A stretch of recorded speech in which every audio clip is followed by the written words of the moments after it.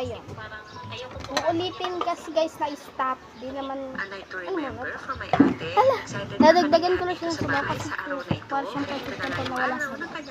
Bakit yung sa bubon pa si kanto? Nagugulan ako sa inyo. Ayun guys, dagdagan ko lang siya ng ano.